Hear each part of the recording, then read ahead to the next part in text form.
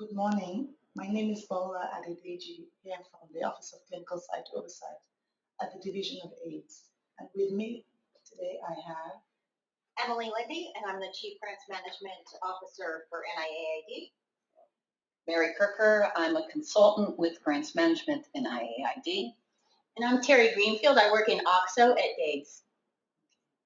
So thank you all for another opportunity to dialogue with you about the PF pilots that were introduced a few months ago in March. So the purpose of this announcement today is to provide you with some updates and some next steps on this initiative that we rolled out back in March. As we mentioned in some recent communications to you via email, we are postponing the implementation of the Pilot 1 project. And as we discussed, we may be providing you with some information and next steps on this pilot project.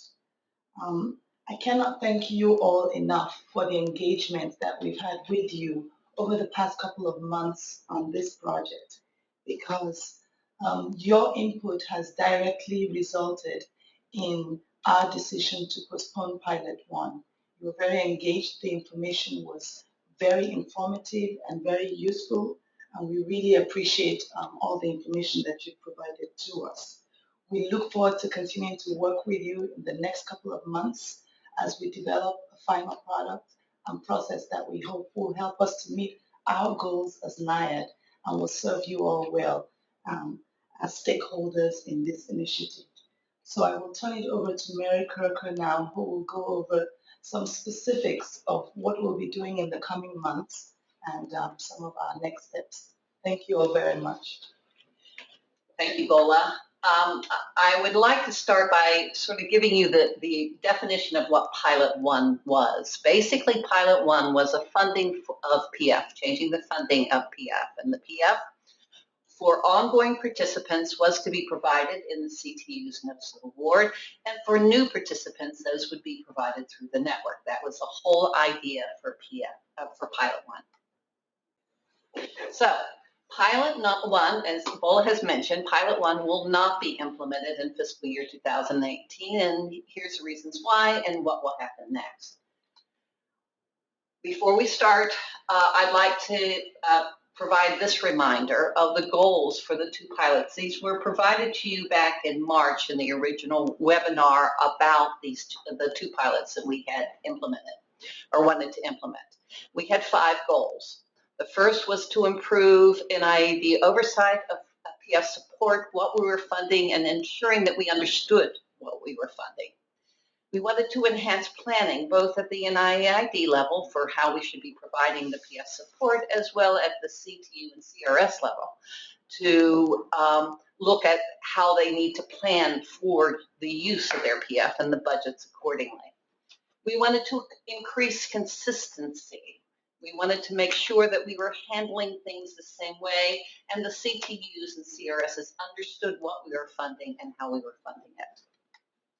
We wanted to reduce the burden. We wanted to ensure that the invoicing burden could be reduced, and we were hoping that we could have invoicing activities on leave the networks concentrating on invoicing the activities of new protocols and new participants, and the CTUs and the CRS only having to worry about the invoicing of ongoing participants or those new participants' protocols.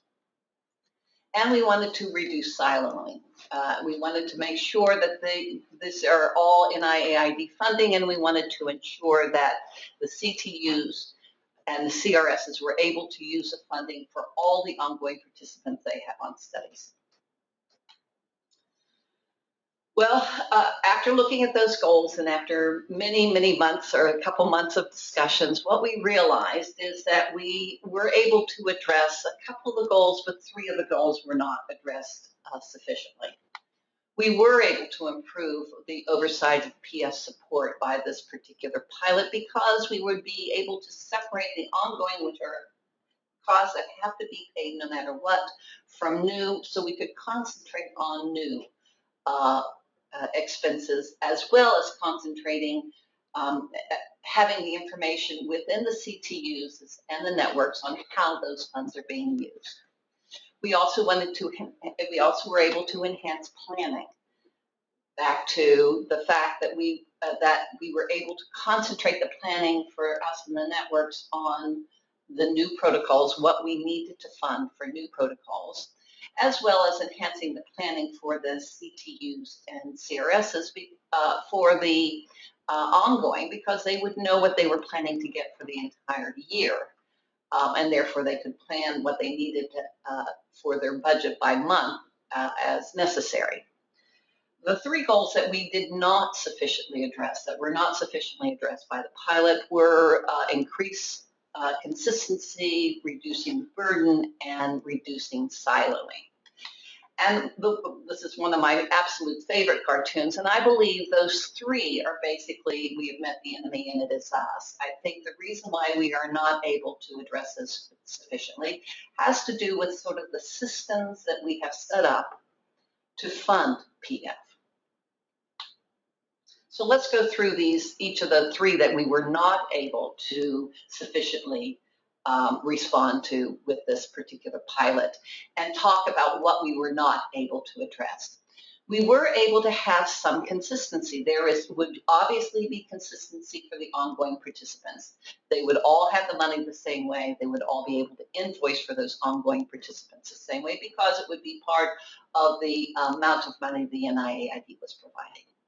However, it was not able to address the issues that have to do with sort of the network's reimbursement of expenses.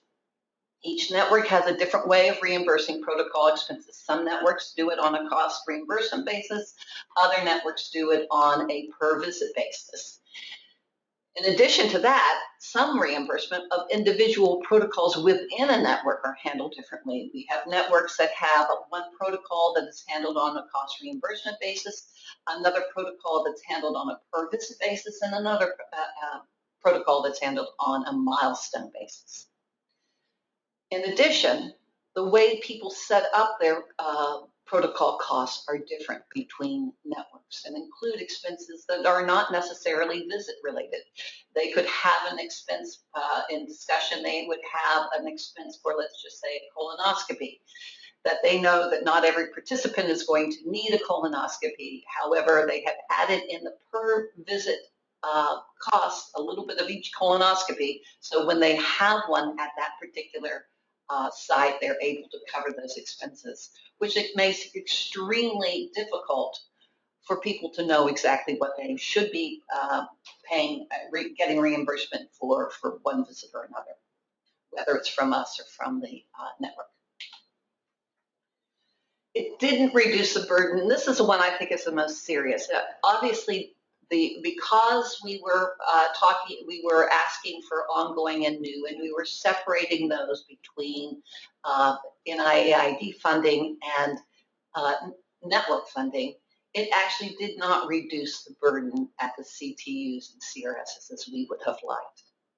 It did for the ongoing participants. They could actually reduce the burden for invoicing or contracting, because we had expected the CTUs and the sites to have it reimbursed based the same way that they would be reimbursing their core support. It would be done at the same time. So it wasn't going to add an additional burden for the reimbursement for those ongoing participants. However, it did not reduce the burden at the CTU and the CRS site, because we have so many different ways of doing business for protocol funding, and therefore the CTU and the CRS must account for all the different ways that they would be receiving support for CF. And what we had done, or had done with this particular pilot, is actually adding the ongoing burden for them accounting for new and ongoing participants, as well as accounting for visits. In addition, the way we had planned the particular study was that we would be providing support for those ongoing participants twice in the year. The first one was with the November 1st award. The second one was in March when and the December 1st award was for participants that we knew were on study as of August 31st. The second award would be for all participants that we knew were going to be on study for the next budget period.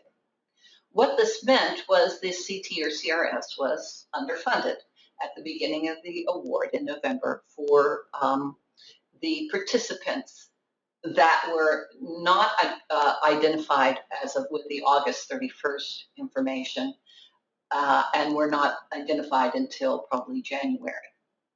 In addition to that, because we had to give the funds, we were planning to give funds twice, that meant that CTUs and CRSs had to negotiate contract modifications because the amount of money that they were going to be provided was going to change. And the last one has to do with siloing. Obviously, for the ongoing funds that were going to be part of the Notice of Award in CTU and CRS, we were not restricting those. So we were allowing people to use the funds they had available to cover all protocol expenses. They could certainly rebudget as necessary. We still had the funding of the new participants from the networks, and therefore they would be, the money for those new participants would be siloed by networks because it was being reimbursed by the network awards. So taking all those things into consideration, the issues into consideration, we have come up with a couple recommendations to help us move forward. The first one is obviously to postpone the implementation of Pilot 1. There is one exception to that. The one exception is that in fiscal year 2018, we plan to implement a template to be used by the networks for PF funding. This will be used by all networks to provide us with information, and it will be used by us to provide information back to the networks. The template will identify PF by the CTU-CRS, by protocol, and by new and ongoing participants. In addition, over the next year or so, we will be looking at trying to develop a better pilot. And therefore, what we will be doing is establishing 3 related, different but related working groups that will be reviewing and proposing solutions to us to try to meet those original 5 goals. The first network will be NIAID and NIAID staff. The second working group will be mainly network individuals, and the third will be individuals from CRSs. So working group 1, what we call the NIAID working group, will be reevaluating and trying to streamline internal DAID's review of PF. I go back to that Pogo cartoon that says we have met the enemy and it is us.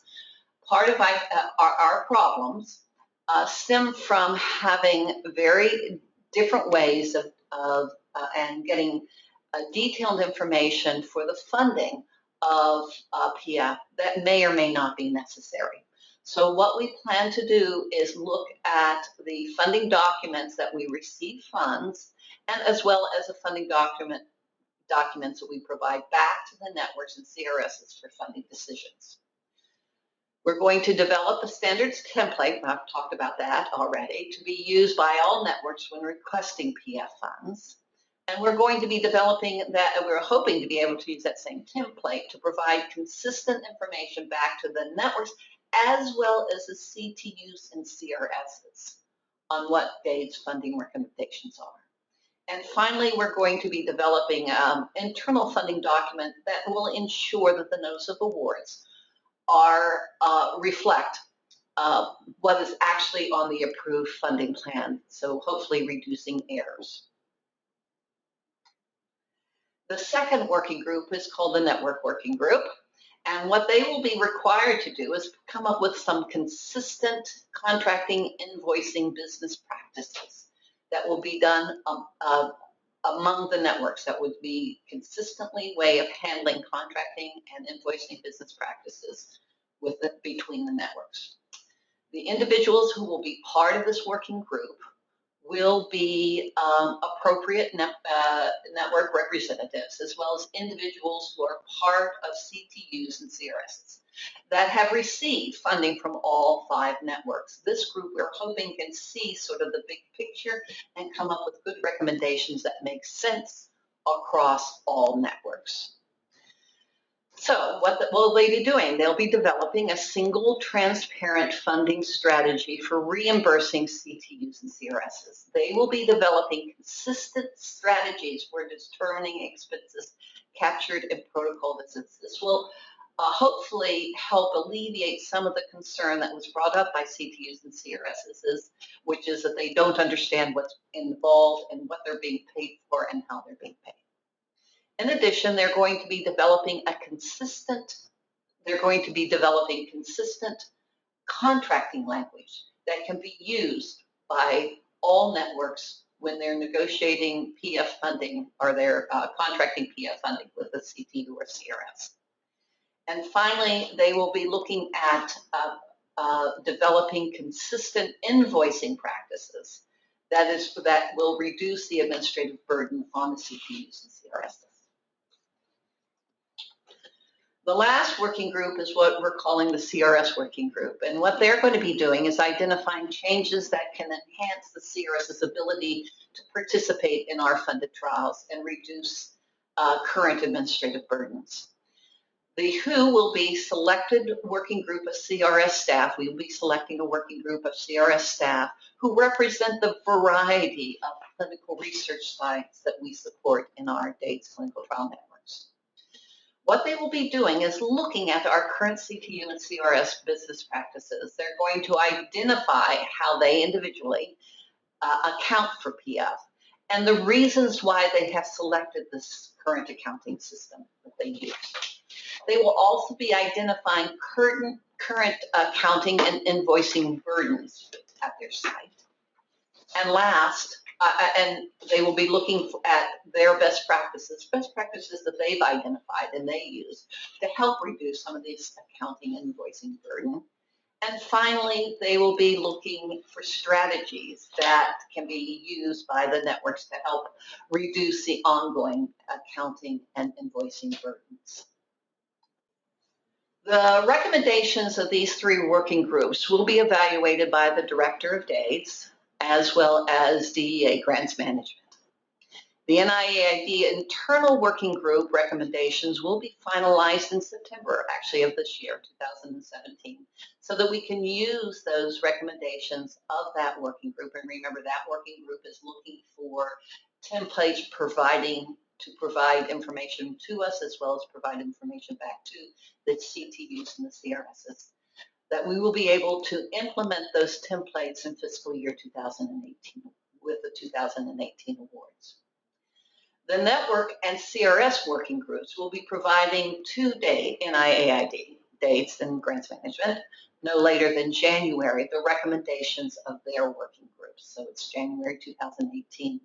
We're hoping to take all the information that we're receiving from these working groups and any additional information from anybody else that wants to provide us with suggestions.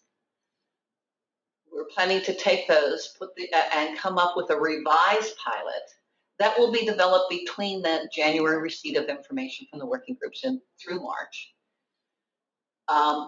to be implemented in fiscal year 2019. Here is a slide that sort of outlines that timeline. As you can see, the first is the announcement to the community, which is what we're doing now, and we did, I think it was last week when we sent out notices about the postponement of this pilot and the reconsideration of this pilot. We will be getting information from the internal working group in September. We will be getting information from the CRS and the LOCs, or the network working group, in January. We will be coming up with a plan between January and March. We will have a time period, which I think is very important, for community feedback on the plan that we end up looking at. For probably the entire month of April is our current plan. We hope to have final SOPs and how we're planning to operate this by July of 2018 so that we are able to implement this in December 2019, the fiscal year 2019 awards. We have the four of us here that have just been introduced. If you have any questions, please do not hesitate to send emails to any one of us or all four of us. If you have suggestions, if you want to volunteer for something, if you have best practices that you want us to look at, please do not hesitate to send us questions. We are interested in working out the best solution prior to the recompetition of these projects. And it's a recompetition, I think it's in fiscal year 2020. I can't believe it. So please do not hesitate to provide us with your questions or suggestions. And with that, I want to thank you. And I think this is the end. Where we started with, I just want to reiterate where we started with this and thank everyone for their feedback. Your continued feedback and contributions to this are really what is going to make this a success. So please continue to be engaged with us as we try to refine this and improve the pilot for implementation.